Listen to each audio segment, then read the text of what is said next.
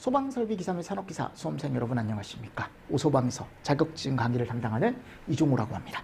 자, 이번 시간에 저희 이제 전공 과목에 대한 걸 한번 들어가 보도록 하겠습니다. 자, 먼저 기계구조를 제가 먼저 정리를 할 건데, 기계구조 핵심 노트라고 해서 이것도 마찬가지로 카페 가시면 제가 게시판에 신청 게시판 만들어 놨으니까 메일로 똑같이 받으실 수 있고요. 자, 기계구조를 신청하시면 메일로 보내주십시오 라고 하면은 제가 이것도 같이 보내드리겠습니다.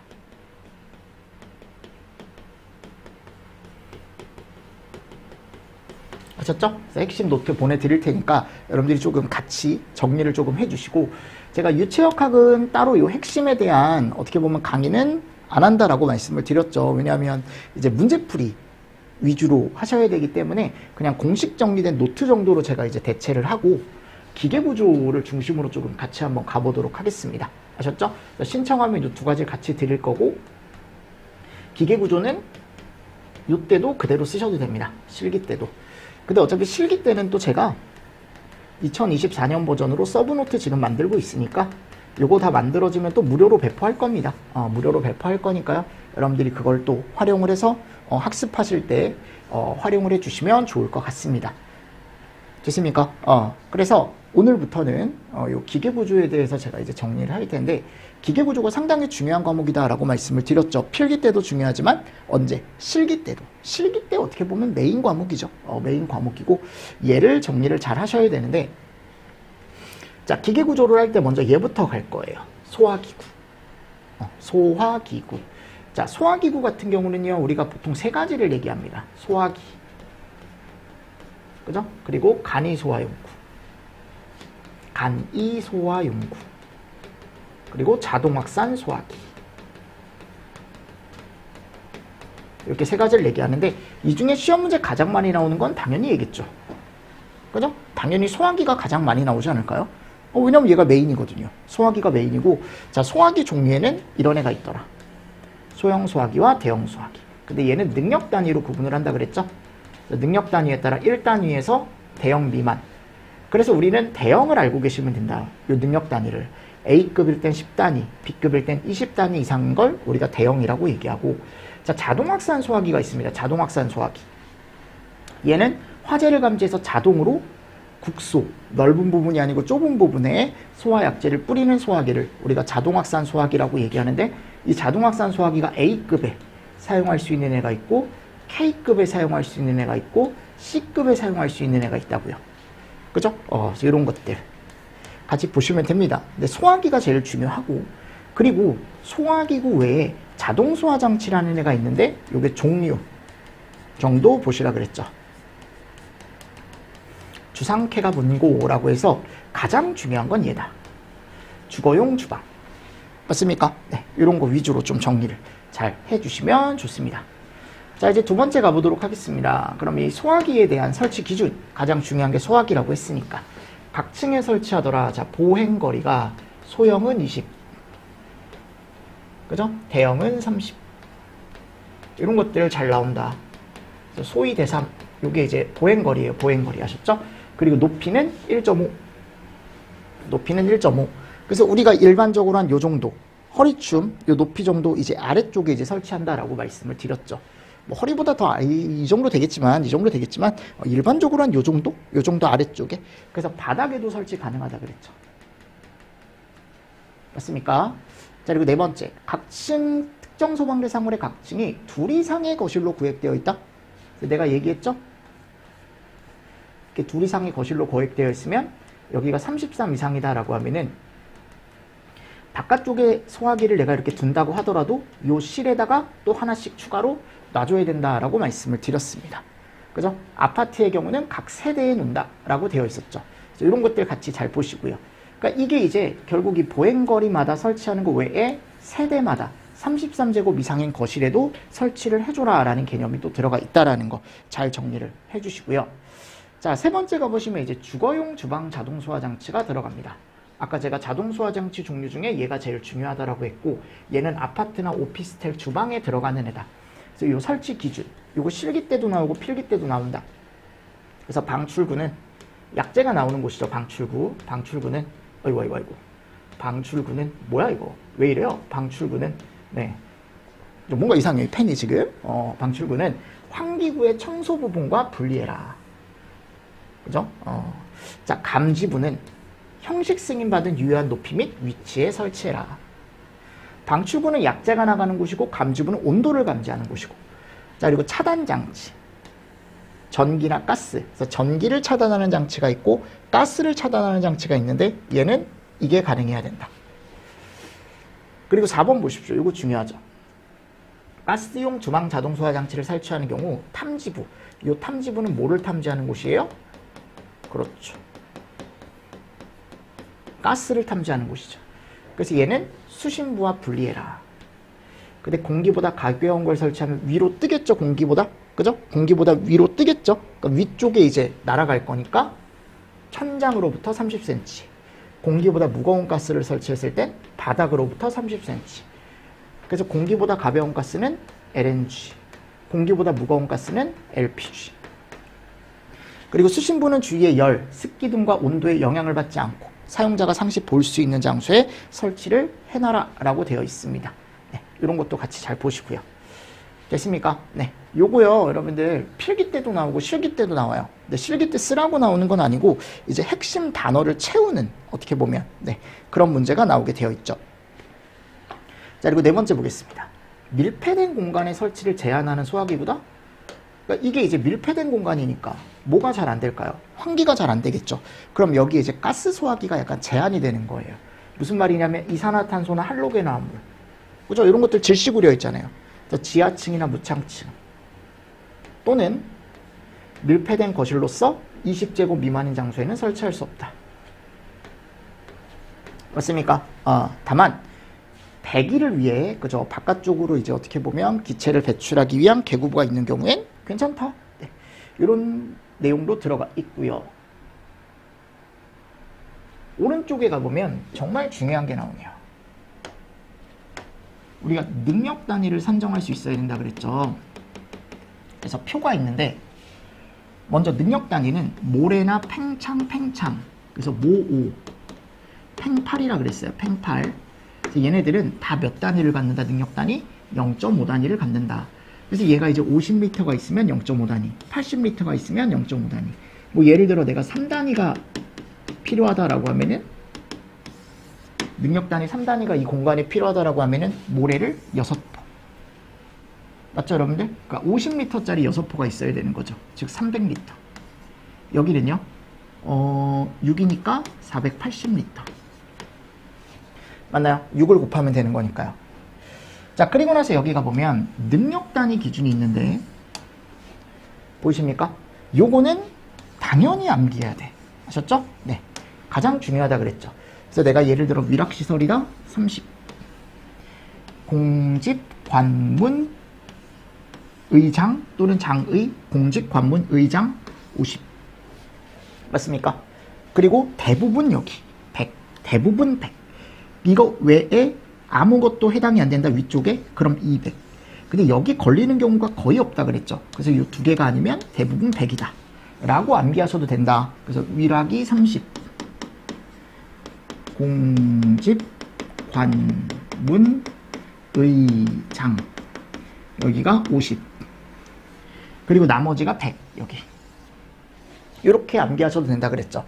그래서 내가 얘가 예를 들어 뭐 위락시설이 바닥 면적이 200이다. 그럼 이 안에 능력 단위가 몇 단위 필요하냐라고 하면은 얘를 30으로 나눠주는 거죠. 이런 식으로 해서 능력 단위라는 걸 구할 수 있다 그랬죠. 그럼 요게 딱 떨어지는 숫자로 할 걸 그랬네요. 210으로 할까요? 그럼 37에 21에서 7 능력 단위가 필요하구나. 이렇게 산정한다 그랬죠. 그래 놓고 내가 3단위짜리 소화기를 이 안에 넣고 싶다라고 한다면 3개를 넣으면 되겠네요.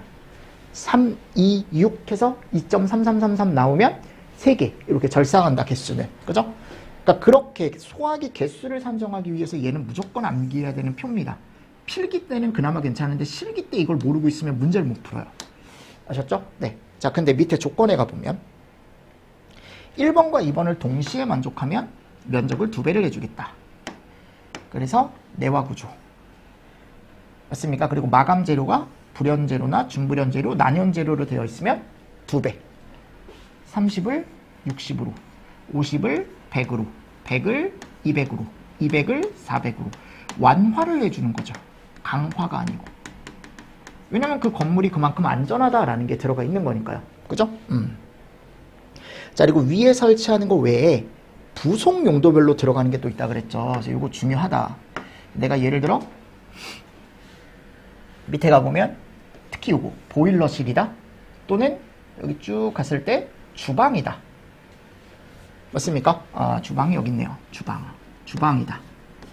주방.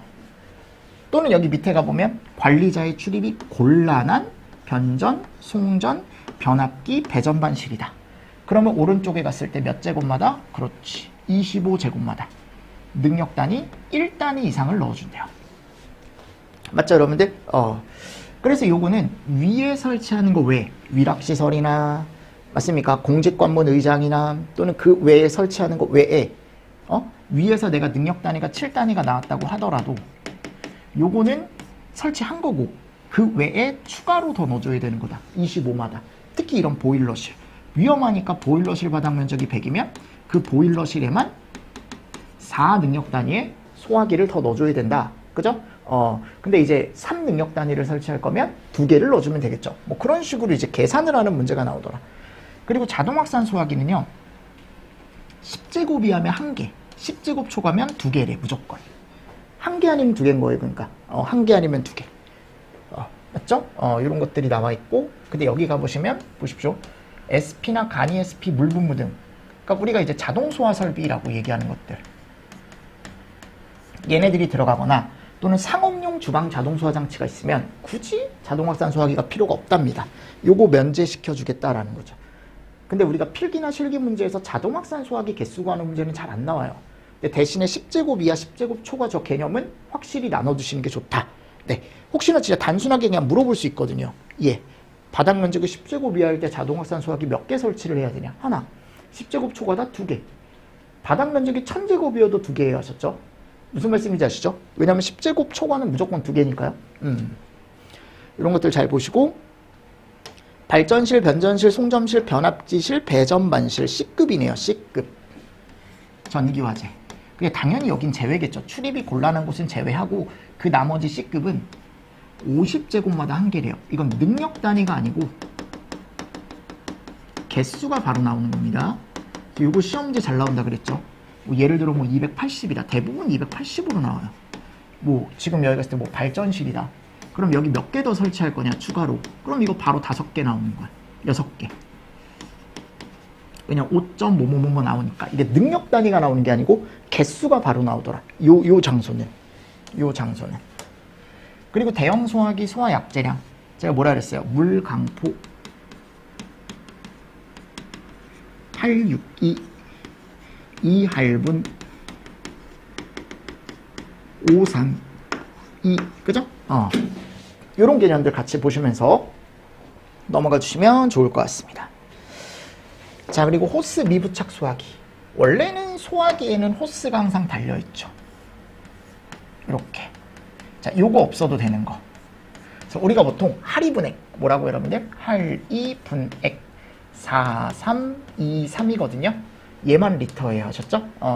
요거 잘 나오니까 잘 정리를 하셔라. 이게 미만이에요. 그리고 이상 아닙니다. 그러니까 안에 약재가 별로 없으면 호스 굳이 안 달아도 된다라는 개념이고, 분말이나 강화액은 영하에서도 사용이 가능하답니다. 영하. 그죠? 그리고 요런 설비가 있으면 대형 소화기 설치하지 않아도 된다. 그 장소엔. 뭐 이런 개념도 지금 들어가 있고요. 맞습니까? 네. 같이 보시면서 넘어가 주십시오. 소화기구 중요한 내용들 제가 정리를 해드렸고요. 자, 옥내 소화전 설비 한번 가보도록 하겠습니다. 자, 소화전은 기본적으로 우리가 보통 얘기했을 때 여기 함이 있으면 여기 방수구가 달려있고 요 끝에 얘가 달린다 그랬죠. 호스, 노즐. 맞나요? 그러니까 이렇게 호스나 노즐이 달려요. 기억하십니까? 제가 얘기했잖아요. 그죠? 호스나 노즐이 이렇게 달린다고. 그럼 호스나 노즐이 이렇게 달렸어요. 예를 들어. 그럼 이렇게 호스나 노즐이 달렸으면 여기에서 물이 나와야 되잖아요. 그럼 물이 나오려면 끝에 당연히 얘가 있어야겠죠. 물이요. 맞습니까? 그리고 이 물을 끌어올려줘야겠죠. 여기까지. 끌어올려줄 펌프라는 애가 있어야 된다. 걔 이름이 가압송수장치. 이 두 개를 먼저 볼 거예요. 그러면 아니 당연히 옥내수화전에서 물이 나오려면 물을 일정량 저장을 해놔야 될 거 아니에요. 얼마나 저장을 하겠느냐. 그게 이제 수원량이거든요. 근데 이 수원량 구하는 게 필기 때도 나오고 실기 때도 잘 나온다. 그래서 우리는 물을 얼마나 저장할지 수원량이라고 얘기하는데 단위가 메타삼승으로 나온다라고 했습니다. 그래서 어떻게 하라고 되어 있냐. 자, 전용 수원량을 구해라라고 하면은 소화전 설치수가 가장 많은 층의 설치수를 기준으로 한다. 이걸 N개라고 한다 그랬죠. N개. 그래서 내가 만일 층수가 29층 이하다, 30에서 49층이다, 50층 이상이다 라고 했을 때 이렇게 달라진다 그랬죠. 29층 이하일 때 20분 동안 사용할 수 있는 양을 저장을 한다. 그래서 한 개당 옥내수화전 유량이 1분 내 130. 이게 이제 성능이죠. 성능. 옥내수화전 성능이 최소한 요 정도 나와줘야 된다. 요 정도. 1분에 몇 리터? 130리터. 나갈 수 있는 양을 우리가 이제 어떻게 보면은 20분 동안 사용할 수 있게 저장을 하는 거죠. 그러니까 이게 소화전 하나의 토출량이라고 얘기한단 말이에요. 또는 가압송수장치 토출량이라고 얘기를 하죠. 그러니까 소화전 하나에서 1분당 130리터가 나와야 되는데 130리터만 저장할 수는 없잖아요. 그럼 1분만 쓸 수 있는 거라 그랬잖아요. 맞잖아요, 여러분들. 1분 안에 불을 어떻게 꺼요? 아마 끌 수도 있죠. 근데 잘 못 끄겠죠, 그죠? 그래서 우리는 20분 동안 사용할 수 있는 양을 저장을 합니다, 기본. 그럼 얘가 이제 N 곱하기 2600리터. 왜냐하면 미닛 지어지고. 그리고 얘를 메타3으로 바꾸면 이렇게 나오겠죠, 식 하나가. 그죠? 그리고 층수가 좀 더 높아지면 얘가 달라지더라. N 곱하기 5.2. 60분이니까 N 곱하기 7.8. 즉 시간이 달라지는 거예요. 층수에 따라. 구분해서 알고 있어야 돼요. 아셨죠? 그래서 수원량 산정할 때 먼저 뭐를 봐야 되냐면 층수를 꼭 봐야 돼. 그 설비가 설치된 건물의 층수가 몇 층인지. 그래서 20분을 저장할지 40분을 저장할지 60분을 저장할지 판단을 하시는 거죠. 그래놓고 요 N개수 있죠. 얘는 최대 2개까지. 즉 1층에서 29층은 100개가 설치되어 있더라도 우린 2개까지만 넣어주면 되는 거고, 마찬가지 30에서 49층 50층 이상 건물도 옥내수화전이 100개가 있더라도 최대 몇 개까지? 그냥 5개까지만 넣어주시면 돼요. 아셨죠? 이런 것들이 들어가 있더라. 제가 표현해놨죠. 그래서 전용 수원은 예를 들어 여기 펌프가 이렇게 있으면 끌어올리는 얘를 얘기하는 거고, 아래에서 끌어올리는 전용 수원. 근데 여기 위에 전용 수원을 사용하지 못할 때 위에다가 비상 개념으로 하나 더 올리는 수원이 있다 그랬죠. 걔 이름이 뭐예요? 비상수원. 옥상수원이라고 하는 건데, 이 옥상수원도 마찬가지. 양을 정할 수 있다.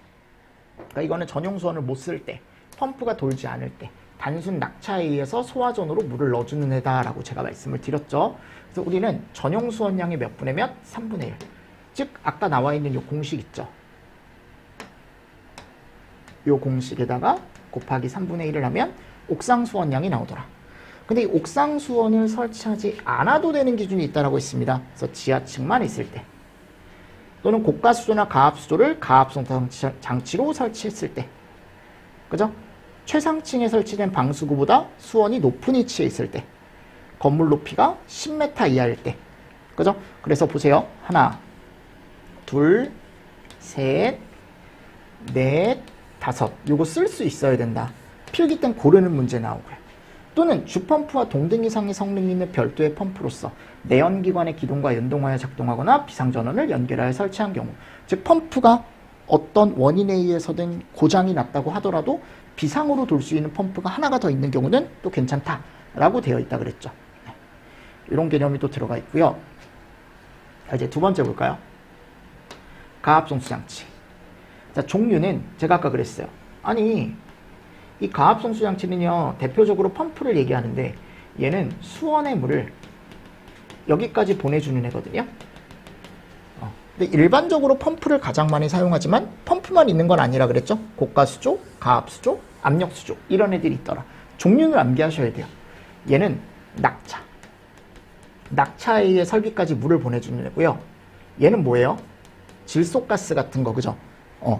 기체를 따로 저장해서 그 기체 압력이 뒤에서 확 밀어주는 거라 그랬죠. 설비까지 물을. 요 압력수조는 공기압. 그죠? 그래서 펌프레셔라는 걸 이용하더라. 그래서 탱크에다가 학생들이 이걸 좀 헷갈려 하더라고요. 여기 위에 공기를 넣어놓고 여기 물을 넣어놓는 거죠. 맞습니까? 그리고 여기 설비가 있는 거야, 설비. 그래서 화재가 나면 이 공기압이 늘어나요. 이 컴프레셔라는 게 공기를 넣어준다 그랬죠. 그럼 물이 쭉 하고 내려가요. 그래서 설비 쪽에서 물이 쫙 하고 나가는 거죠. 그래서 얘네들이 결국 이거 나갈 수 있게 해주는 거예요. 소화전 끝에서 방수량 130 이상 나갈 수 있게 해주고요. 압력이 0.17 메가파스칼 이상 나갈 수 있게 해주는 애가 지금 여기 나와 있는 가압 송수 장치다. 압력을 가해서 물을 보내주는 장치다 라고 되어 있죠. 자, 세 번째 이제 물올림 장치입니다. 이게 구성품들이에요, 여러분들. 꼭 다 알아야 되는 구성품들입니다. 그래서 우리가 여기 이제 펌프가 이렇게 있으면 한 이쯤 얘를 설치한다 그랬죠. 근데 이 물올림 장치는 뭐 해주는 애예요? 요 펌프 있죠, 펌프. 펌프에 가보면 1차 측이 있다 그랬어요. 1차 측. 그죠? 요 1차 측에 물을 항상 급수시켜주는, 여기를 물을 항상 충만시켜주는 애가 얘예요. 2차 측은 비어있어도 되거든요, 펌프. 여긴 비어있어도 상관이 없는데 1차 측은 공동현상이나 또는 손실에 의해서 펌프가 잘 안 돌아갈 우려가 있어서 항상 물이 차 있어야 돼. 그래서 그걸 해주는 애예요. 그래서 얘는 흡입식일 때만 설치해요. 즉 수조가 펌프보다 아래에 있을 때만. 압입식일 땐 설치 안 해도 돼요. 또는 수평으로 있을 때도 설치 안 해도 됩니다. 아셨죠? 전용의 수조가 있어야 되고, 요거 잘 보십시오. 유효수량 100. 이런 거 숫자 잘 보십시오. 100. 100. 그리고 구경은 요 안에 이제 물이 들어오는데 요 물 급수 배관이 15mm. 왜냐면 이런 것들이 시험 문제가 나오거든요. 15mm. 오버플로우는 이제 얘가 넘쳤을 때 밖으로 빼줄 수 있는 오버플로우. 이거는 그냥 한번 보셔도 되고요. 물올림과는 뭐냐면 요거. 1차 측으로 물을 보내주는 배관이 25mm 이상은 돼줘야 된다라고 되어 있습니다. 맞나요? 네. 이런 개념들 같이 보십시오. 자, 그리고 네 번째 이제 순환배관. 자, 순환배관은 최저운전을 했을 때 얘가 걸린다 그랬죠. 과압. 근데 과압이 걸리면 설비 자체가 여러분들 좋을 게 하나도 없다 그랬잖아요. 그래서 이 최저압력으로 올라가기 전에, 즉 정격 압력의 140%, 1.4배. 내가 원래 낼 수 있는 압력보다 1.4배가 됐다라는 건 그만큼 오버가 됐다라는 거거든. 맞잖아요, 여러분들. 이 펌프 성능 1메가파스칼이 있는데 얘가 100%예요. 100% 낼 수 있는 압력인데 펌프가 얘가 어떤 원인에 의해서든 이렇게까지 올라갔대요. 그럼 펌프가 좋을 게 하나도 없겠죠, 그죠? 과하게 압력을 낸 거잖아요, 그죠? 그랬을 때 얘 미만에서 꼭 얘가 작동을 해줘야 된대요. 릴리프 밸브. 그래서 얘가 뭘 해주는 거냐면 얘를 빼주는 거야. 과압수 배출. 즉 압력을 좀 내려준다라고 제가 말씀을 드렸죠? 맞죠? 그리고 얘 구경은 20mm 이상이다. 순환배관은 20mm. 또는 순환배관에 달리는 밸브 이름이 릴리프 밸브거든요. 릴리프 밸브도 20mm. 됐죠? 네, 이런 것들 잘 보시고요. 자, 그리고 다섯 번째 기동용 수압개폐 장치. 자, 요거는 자동 기동 방식에 달리고 대표적으로 압력 챔버가 있다 그랬죠. 근데 이 압력 챔버의 용적, 최적은 100m 이상이래. 자, 얘 역할. 물에 의한 충격을 방지하고 펌프를 자동 기동 정지를 시켜주더라. 요게 중요한 역할이다. 됐습니까? 그래서 나중에 이거 쓰는 문제도 나오고요. 여러분들이 어떻게 나중에 또 이제 필기 때 고르는 문제도 나와요. 그래서 기동용 수압개폐 장치 가장 대표적인 기계 이름이 압력 챔버거든요. 그럼 이 압력 챔버는 펌프가 이렇게 있으면 물이 이렇게 나갈 거 아닙니까? 2차 측으로. 그럼 여기다가 압력 챔버라는 걸 이렇게 달아놓는다니까? 압력 챔버? 그럼 여기다가 이제 PS라는 걸 달아요. 그럼 2차 측 압력이 떨어지는 걸 얘가 검지해서 2차 측에서 물이 빠져나갔구나. 물이 빠져나갔다는 건 소화전에서 물이 나갔구나. 그럼 얘가 펌프를 돌려준다라고 말씀을 드렸죠. 맞죠, 여러분들? 이런 애들이 있다. 자, 그리고 펌프의 성능을 시험하는 성능시험 배관이 있다라고 했습니다. 그죠? 그래서 요거는 최저시험이 뭔지, 정격 운전이 뭔지, 100%의 100%. 그죠? 그리고 최대 운전 시험이 150%의 65%라는 기준이 들어가 있다. 요거 꼭 암기하셔야 돼. 최대 운전 시험. 그죠? 그리고 아까 얘기했던 우리 여기 앞 밑에 가보면 요 체절 시험, 전격 운전 시험 뭔지 꼭 암기를 해 주십시오. 자, 그리고 설치 기준이 나와 있습니다.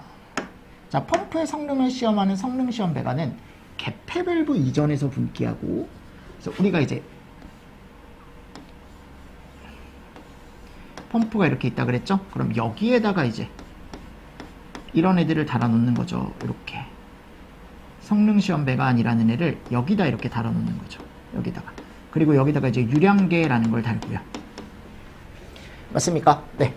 그래서 유량 측정 장치를 기준으로 전단, 왜냐면 물이 이렇게 나가는 거니까 요 전단에는 개폐 밸브, 얘 이름이 개폐 밸브. 그리고 후단에는 유량 조절 밸브. 이름도 알고 계셔야 돼요. 그죠? 그리고 요 유량계 있죠. 유량 측정 장치. 얘는 펌프 성능의 175% 이상 측정할 수 있는 애를 갖다 놓으래요. 요거 잘 체크하시고. 됐죠? 그리고 잘 정리를 하십시오. 잘 정리를 해주시고 넘어가 주시면 좋습니다. 자, 그리고 7번에 가보면 옥내 소화전에 대한 배관 설치 기준이 있어요. 네, 배관 설치 기준. 자, 체크할 게 어떤 거 체크하시라 그랬죠? 제가 예전에 요거.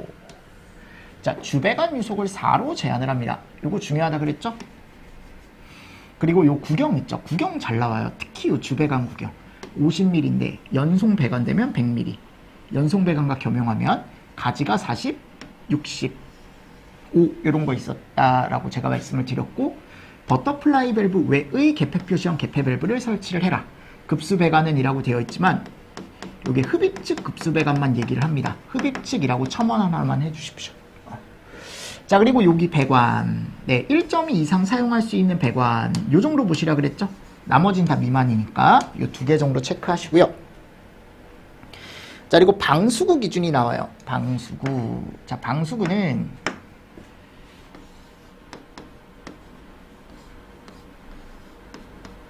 여기 호스와 노즐이 달린다 그랬죠? 요 기준이죠. 요 기준. 그래서 층마다. 그리고 수평거리 25. 꼭 정리하셔야 됩니다. 이런 건. 바닥으로부터 높이 1.5m 이하. 그리고 호스는 40mm.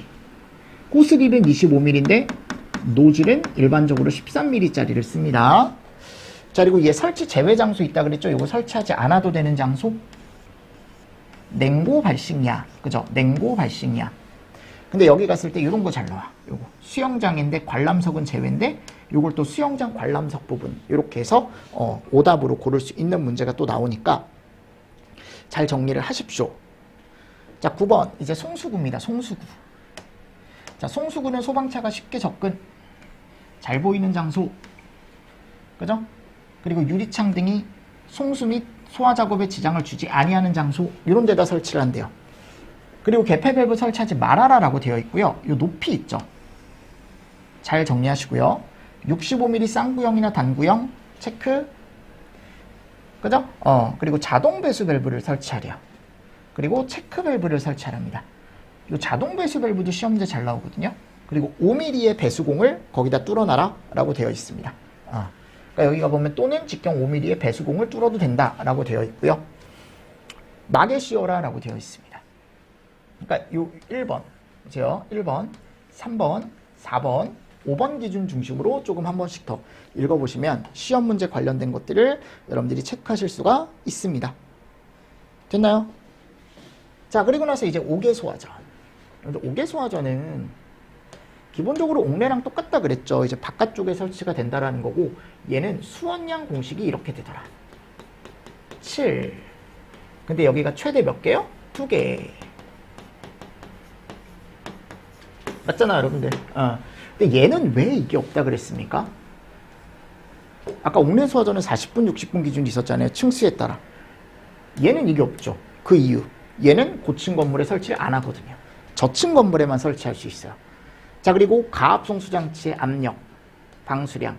그러니까 요게 이제 어떻게 생각하시면 되냐면 소화전 하나에 필요한 압력, 소화전 하나에 필요한 방수량이라고 생각하시면 되거든요. 옥내 소화전이 아까 0.17이었죠? 그죠?